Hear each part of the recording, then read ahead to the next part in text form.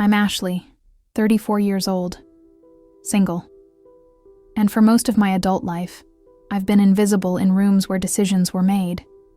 Not because I lacked talent, not because I lacked discipline, but because I chose a path where results mattered more than noise. For 12 straight years, I lived in Dubai, working as a senior architect in a firm where the competition never slept and the expectations never softened. The city around me glittered with excess, but my life was anything but glamorous. My days started before sunrise. My nights ended when the office lights shut themselves off. Weekends blurred into weekdays. Vacations were postponed, then forgotten. While other people my age were building families or hopping jobs for better titles, I was stacking experience, certifications, and a reputation no one could ignore. I didn't inherit a safety net. I didn't marry into money. I didn't have anyone calling in favors for me. Everything I owned came from contracts signed in my own name and hours billed under my own ID. And the house was never just a dream. It started as a sketch, a rough outline on a notepad during a red-eye flight back from a project site. I remember the cabin lights dimmed, the hum of the engine steady, and my mind finally quiet enough to imagine something that belonged to me. I didn't want an apartment. I didn't want something convenient. I wanted a statement, a 7-bedroom luxury mansion in one of Lucknow's most exclusive neighborhoods. A place with enough space to breathe, think, and exist without apology. An infinity pool that caught the sky at sunset. A garden big enough that silence felt intentional. Floor-to-ceiling windows designed to pull the outside world in without letting it intrude. I designed it myself. Every layout decision, every material choice, every structural detail. I supervised construction remotely, reviewed invoices at midnight, argued with contractors across time zones, and wired payments directly from my own account. No loans, no co-owners, no compromises. By the time the final inspection cleared and the keys were placed in my hand, that house wasn't just a property. It was proof. Proof that a daughter could build something monumental without permission. That's why flying home for summer vacation in 2025 felt like a victory lap. I hadn't been back for more than a few weeks at a time in years. This time, I planned to stay longer. Breathe, reconnect, enjoy what I had earned. The first evening felt normal enough. We sat around the dining table, the same one we'd used for years. Familiar dishes, familiar routines. My mother moved quietly between the kitchen and the table. My father sat at the head as he always had.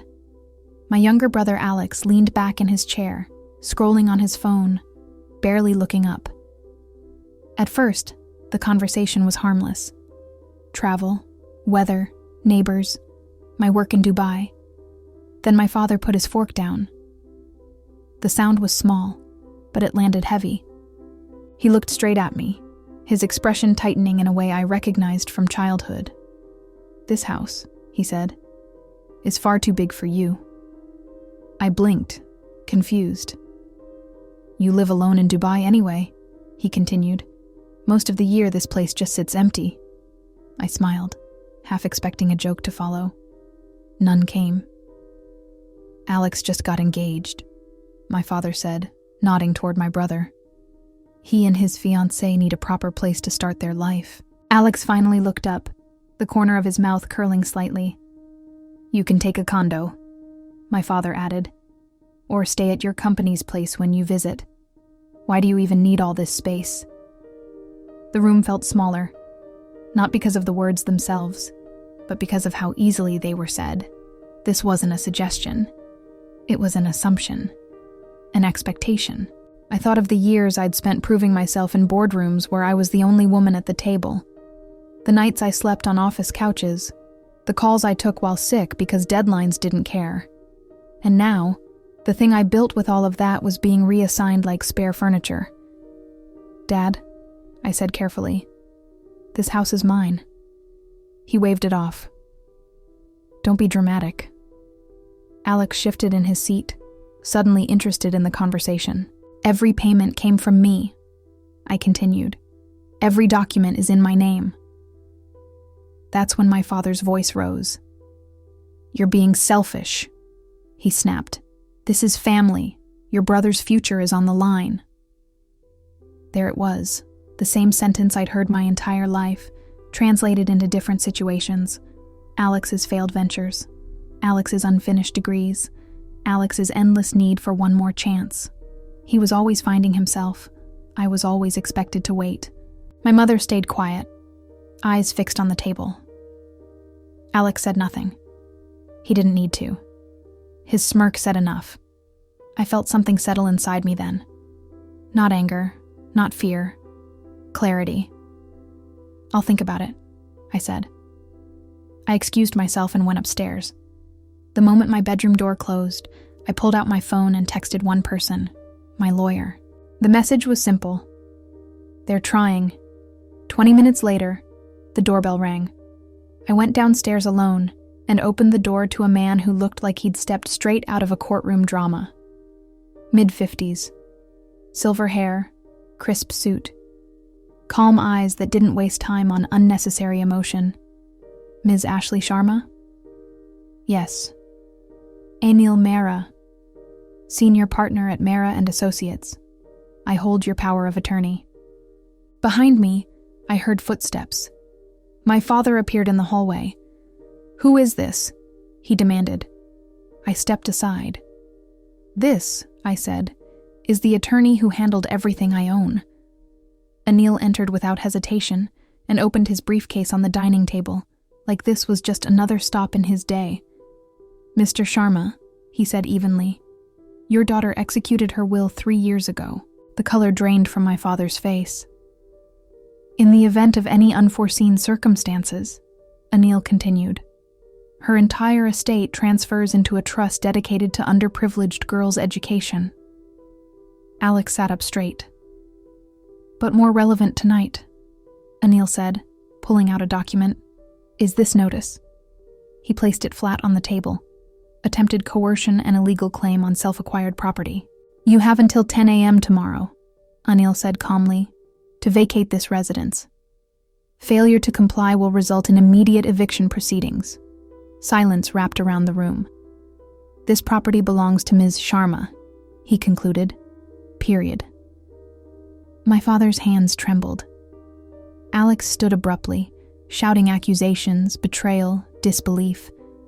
I raised my hand. "You've spent years living off other people's work," I said. "Now it's time to build something of your own." Anil packed his briefcase, nodded once, and left. The door closed softly. My father sat down heavily. My mother reached for my hand. Alex stormed out. I looked around the room, at the walls I'd chosen, the space I'd earned, and said quietly, "This house is only for people who respect the grind." The night didn't end when Alex slammed the door. It stretched. Silence has weight when it settles into a house this large. The kind of silence that echoes your own breathing back at you. I stayed standing in the dining room long after everyone else moved. My mother eventually retreated to her room without a word. My father remained seated, staring at the notice like it might rearrange itself if he waited long enough. I went upstairs. Sleep didn't come easily. Lying in my childhood bedroom, now redesigned and rebuilt to match the woman I'd become, memories surfaced that I'd buried under years of work. Moments that suddenly made the dinner table confrontation feel inevitable.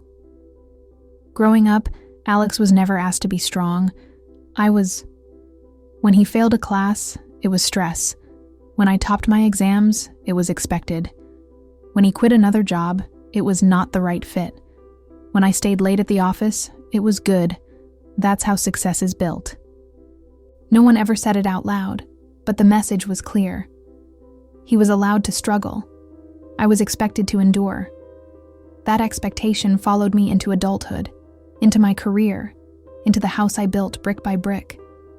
Somewhere along the way, my success stopped being celebrated and started being treated like a shared resource. The next morning, sunlight spilled through the glass walls of the living room, casting reflections across marble floors that still felt new to me.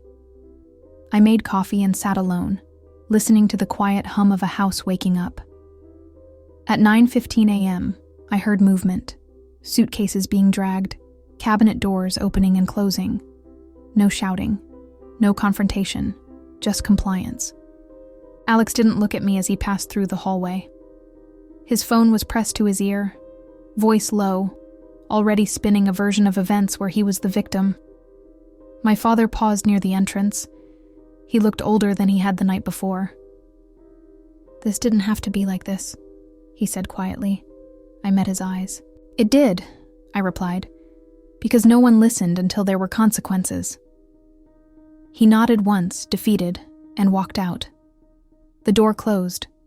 For the first time since I'd arrived, the house was mine in more than name. Later that afternoon, my lawyer called. "They complied," Anil said. "No resistance, no filings." "Good," I replied. "There may be backlash," he added. "Extended family, social pressure." "I'm prepared," I said, and I was. Because success doesn't isolate you overnight. It does it gradually, quietly, as people realize they can't access you the way they used to. Over the following days, the calls started: aunts, uncles, cousins who hadn't spoken to me in years. Each conversation followed the same script. Family should compromise. Why involve lawyers? You embarrassed your father? I listened. Then I ended the calls. Because none of them had been there at 2 a.m. when I was reviewing blueprints alone in a Dubai office. None of them had paid a single invoice. None of them had asked how heavy it felt to carry everyone's expectations without dropping my own dreams. A week later, I flew back to Dubai. Work welcomed me the way it always had, with deadlines. But something had shifted. I wasn't lighter. I was steadier. Months passed. The house in Lucknow didn't sit empty. I hired a full-time staff, landscapers, security. I hosted design retreats, sponsored workshops for young women interested in architecture. The space became purposeful. Meanwhile, Alex's engagement quietly fell apart. No announcement. No explanations. Just another chapter closed without accountability. My father tried to call a few times. I didn't block him, but I didn't rush either. Boundaries don't mean hatred, they mean self-respect. The last time I visited the house, months later, I stood by the infinity pool at sunset, watching the sky melt into the water, the way I'd imagined years ago on that flight. This place had cost me sleep. It had cost me comfort. It had cost me relationships, but it had also given me something no one could take. Proof. Proof that a woman doesn't need permission to own space. Proof that silence, when backed by preparation, is louder than arguments. And proof that sometimes, the most powerful revenge isn't destruction. It's ownership. Of your work. Of your boundaries. Of your life. Dubai didn't ask me how my heart was doing. It never had. The moment I landed, my phone lit up with missed calls, revised drawings, contractor disputes, and meeting reminders stacked back to back. Glass towers blurred past the cab window as the city welcomed me the only way it knew how, by demanding performance. And I delivered. But this time I noticed something different. I wasn't running anymore. For years, I'd chased milestones like they were exits from a burning building. Promotions, bonuses, bigger projects. International exposure. I told myself I was building a future, but part of me knew I was also outrunning disappointment. The quiet belief planted early that no matter how much I achieved, it would never be enough back home. That belief cracked the night my father tried to take my house. Not because he asked, but because he assumed. At work, the shift showed up in subtle ways. I spoke less, but with more weight. I stopped over-explaining decisions I'd already earned the right to make. Junior architects watched closely. Clients listened differently. Power doesn't always announce itself. Sometimes it just arrives when you stop asking to be understood. One evening, after a 14-hour site review, I stayed back alone in the office. The city outside glowed in fragments of gold and glass. I opened an old folder on my laptop. Designs I'd shelved years ago because they were too ambitious. This time, I didn't close it. I pitched the concept the following week, a women-led urban housing project. sustainable, modular, profitable. The board approved a pilot. 6 months later, it became the firm's fastest-growing vertical. Back in Lucknow, life adjusted itself around the absence Alex left behind. Neighbors noticed. Questions circulated. Rumors mutated. Some said I'd thrown my brother out. Others said I'd lost my mind. A few quietly admitted they wished they'd done the same when boundaries were crossed in their own families. My mother called occasionally, her voice always careful. "He's struggling," she'd say. I never asked who. I already knew. Struggle hits differently when there's no one left to cushion the fall. Months later, my father finally asked to meet. Not at the house, at a cafe. Neutral ground. He arrived early, sitting with his hands folded, staring into untouched tea. When I sat down, he didn't look up right away. "I didn't realize," he said finally. I waited. "I thought you were strong enough," he continued, "that you didn't need protecting." There it was, the quiet confession. Strength mistaken for obligation. "I was," I said. "That's why I protected myself." He nodded, eyes wet, but I didn't reach across the table. Growth doesn't always mean reconciliation. Sometimes it just means understanding. When I returned to the house the following year, it felt different, alive. Young women filled the halls during workshops. Sketches lined the walls. Laughter replaced tension. The space that was almost taken from me had become something larger than a symbol of wealth. It was a gate, one I controlled. I stood on the terrace as the sun dipped low, the infinity pool mirroring a sky that looked endless. I thought about the girl I'd been, the one who learned early to earn her place quietly. I wished I could tell her this. One day, they'll try to take what you build, and when they do, you won't have to raise your voice. You'll already have the paperwork, because revenge doesn't always look like destruction. Sometimes it looks like preparation and peace, and walking away knowing the space you occupy is yours, legally, emotionally, completely. Time has a way of testing whether boundaries were built out of anger or clarity. Mine held. A year passed. Then another. Work in Dubai accelerated in ways I hadn't predicted. The women-led housing vertical expanded across 2 countries. I was invited to panels, not as a diversity checkbox, but as a revenue driver. When my name appeared in industry publications, it was followed by numbers, not adjectives. Success stopped being something I chased. It became something I managed. Back home, the consequences of that dinner table night continued to unfold quietly. Alex didn't disappear. He circled. Friends mentioned seeing him jump between cities, short stints at startups, loud optimism followed by sudden silence. A pattern I knew too well. Then one afternoon, my mother called.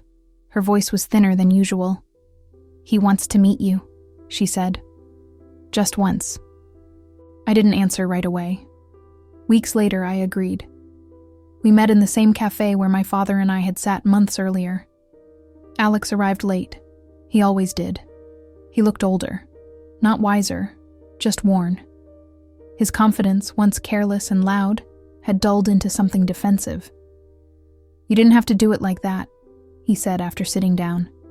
With the lawyer, the notice. I stirred my coffee.